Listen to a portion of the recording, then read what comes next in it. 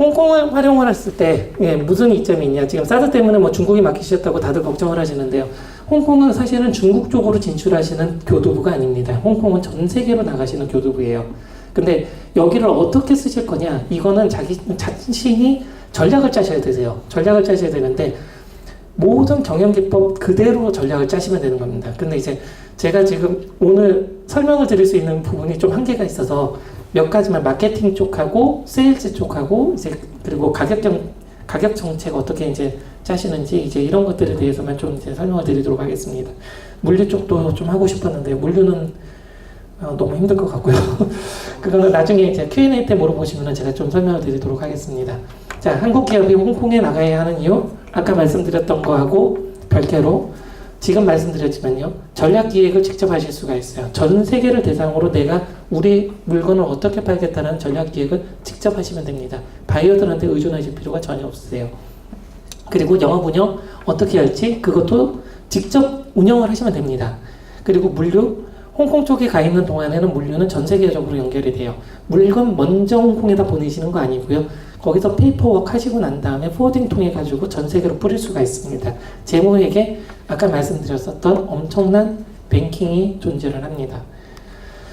자, 이거는 제가 많은 분들한테 설명을 드리는데요. 각 국가별 해외 진출 전략입니다. 요거는 좀 비교를 하시면서 우리는 어떤 포지션을 취하실 건지에 대해서는 각자가 이제 전략을 수립하시면 됩니다. 전통적인 한국 기업들이 하시는 방법, 그리고 일본이 하는 방법, 다국적 기업이 하는 방법, 제가 세 가지를 나눠가지고 설명을 드리겠습니다. 자, 이거 좀 그래도 기준은 있어야 될 것 같아서 4P라는 이제 마케팅 기법을 썼는데요. 프라이스 전략, 프로덕트 전략, 플레이스 전략, 프로모션 전략. 한국 기업은 전통적인 한국 기업들은 어떻게 하는지를 일단 설명을 드리겠습니다. 한국 기업들, 코트라, 그리고 여기 이제 전시관에서 굉장히 많이 하죠. 전시회도 많이 오고요. 바이어를 잡으려고 노력합니다. 바이어를 발굴을 하는 게 아니고요. 바이어가 와서 자기네들 물건을 보고 봤을 때 잡으려고 노력을 하세요. 그래서 해외 시장 접근 전략이 굉장히 간단합니다. 해외 바이어를 찾기 위해서 온라인이나 전시회를 활용합니다. 여기 계시는 분들은 중국에 대해서 많이 아시기 때문에 중국 파트너 찾으러 나가시는 경우도 있고요. 파트너 필요 없다. 나 직접 진출한다.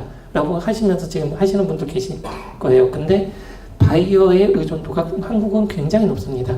그러다 보니까 해외에 관련된 룰 앤 레귤레이션은 제품 만들고 난 다음에 그 다음에 고민을 하는 경우가 많고요. 그래서 그러다 보니까 이게 자체 조사를 거의 진행을 안 하는 경우가 많으세요. 시장 조사들을 그래서 진행을 안 하시는 경우가 많고요.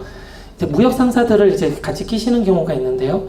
예, 대기업 쪽들만 이게 많이 발달돼 있고 중소 상사들은 이제 자사 브랜드나 관계사 상품만 취급하는 그런 경향이 있습니다. 그러다 보니까 소비자 가격 결정권 없습니다. 그리고 프로덕트, 상품 어떤 것들이 시장에서 먹히는지 사전조사 하시는 분들은 굉장히 많이 발달하신 분들인 거죠. 그런데 그런 거 없이 상품 만들어 놓고 개발해 놓고 이거 먹히겠지. 그러면서 바이어들 찾고 계세요. 플레이스 어떤 판매 지역에 어떤 이제 그 형태로 나갈 건지 그리고 어떻게 생산 기지를 만들 건지 어떻게 유통 기지를 만들 건지 어디에서 어떻게 할 건지 그런 것들 신경 안 쓰십니다. 프로모션 오로지 바이어들한테만 애원합니다. 프로모션 해달라. 자, 근데 일본은 어떻게 하는지 한번 제가 설명을 드릴게요. 일본은 70년대부터 시작해가지고 여기는 K달렌이라고 해서 우리나라로 치면은 뭐죠? 그 문제가 됐었던 애들. 정경련. 정경련 같은 이제 그런 시스템인데요. 여기는 각 지역별로 해가지고 무역 상사들하고 중소기업들이 같이 해가지고 해외로 진출을 합니다. 그러다 보니까 이제 무역 상사가 어떻게 되냐면 영업 파트를 거의 다 얘네들이 대신을 해줘요. 그래서 시장 조사를 해줘가지고 시장 조사에서 어떤 상품들이 먹히니까 이런 것들에 대해서 생산을 해주세요라는 피드백을 일본에 있는 기업들한테 줍니다. 그러면 이제 그분들은 그것만 이제 생산을 하면 돼요. 그것만 이제 그 상품에다가 반영을 해가지고 하면 되고요. 그러면 일본 이제 상사들이 가가지고 가격 정책 피고요. 상품 어떻게 만들지 연구해가지고 갖다 주고요. 플레이스 전략 어디서 어떻게 팔지하고 상사들이 프로모션을 합니다. 그래서 홍콩 같은 경우에는 되게 웃긴 것 중에 하나가 있는데요. 일본성이라는 스토어가 홍콩 전역에 깔려 있어요. 예, 그래서 그쪽을 통해 가지고 일본 상품들이 홍콩 전역에 깔리고 있습니다. 자, 다국적 기업들은 어떻게 하는지 한번 볼게요. 다국적 기업 다 필요 없습니다. 그냥 파트너십입니다. 무조건 파트너십입니다. 그래서 여기 같은 경우는 헤드쿼터가 헤드 오피스가 있고요. 헤드 오피스 밑에 지역 오피스들이 다 있고요. 지역 오피스들, 그러니까 이제 아시아 헤드, 뭐 유럽 헤드, 뭐 아니면 미국 헤드 이렇게 있고요. 그리고 로컬 오피스들이 다 있습니다. 그래서 얘네들 같은 경우는 어떻게 이제 의사결정 구조가 이루어지냐면요. 헤드 오피스에서 결정을 안 합니다. 그냥 아시아 헤드, 아니면 이제 아프리카 헤드, 남미 헤드 그쪽에서 결정을 합니다.